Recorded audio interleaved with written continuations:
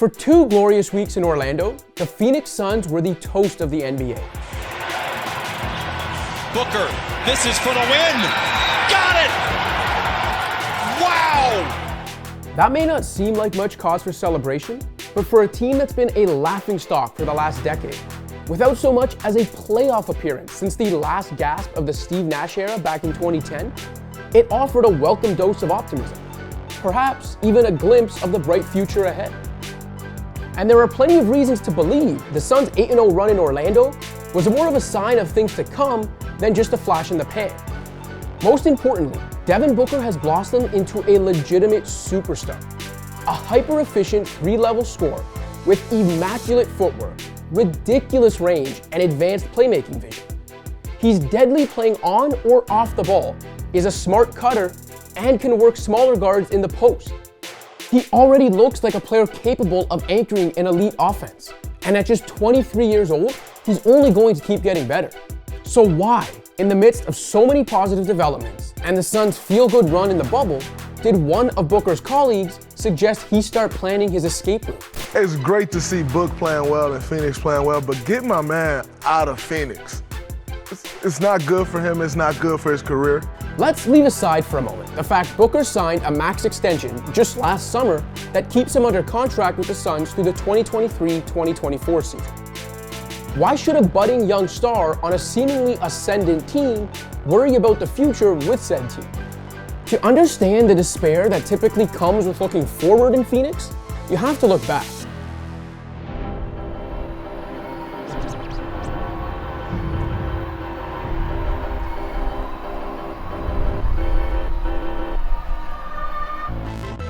While the Suns are all the rage, to borrow a bit of betting parlance, it's usually wise to fade the public.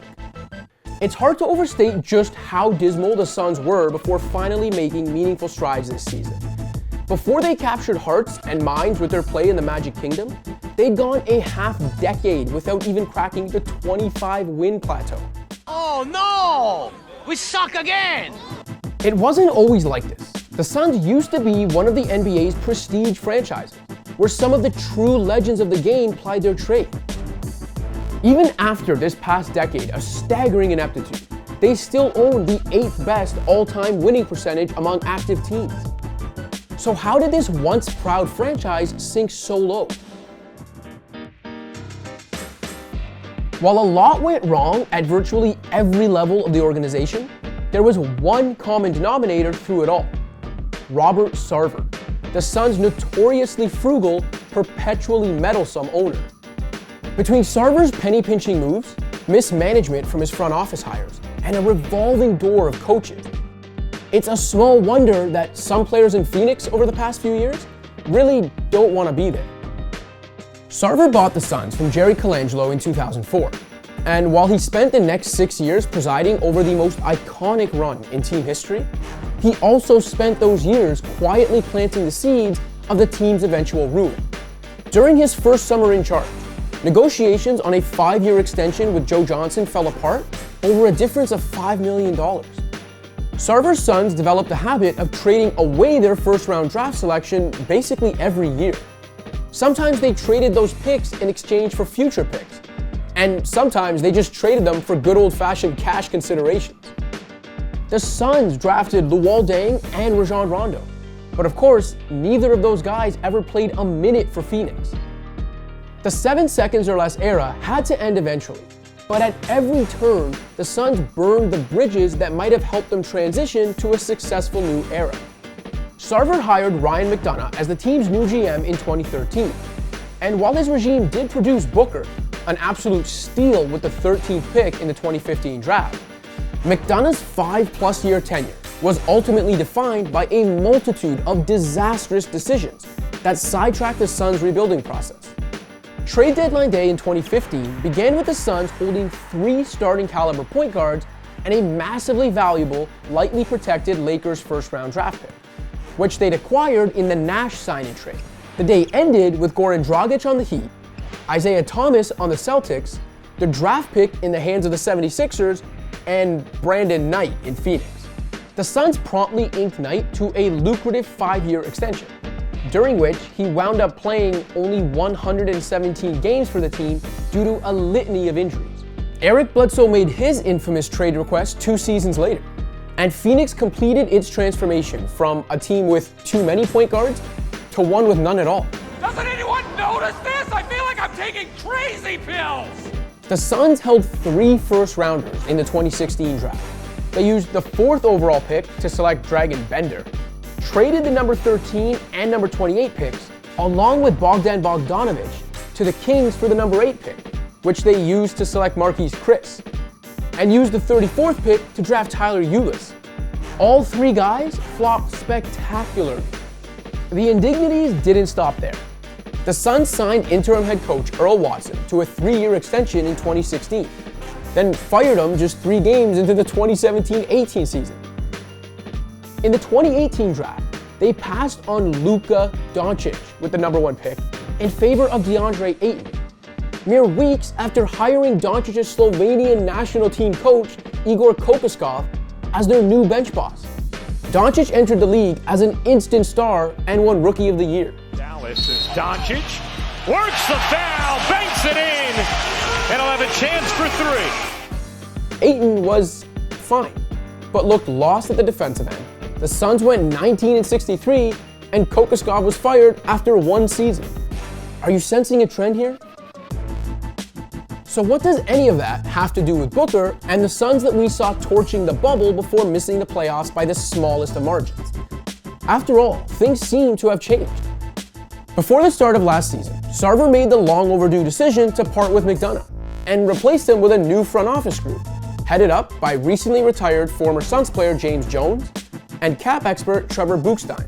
The duo has been making smart decisions, like fleecing the Wizards in a trade for Kelly Oubre, hiring Monty Williams as head coach, and signing the steady-handed Ricky Rubio to finally end the years-long point guard drought in the desert. Even some of their moves that looked questionable at the time, like trading down in the 2019 draft in exchange for Dario Saric, and then reaching for Cam Johnson with the number 11 pick, have turned out far better than expected. For the first time in his NBA career, Booker is flanked by a capable supporting cast that makes sense together.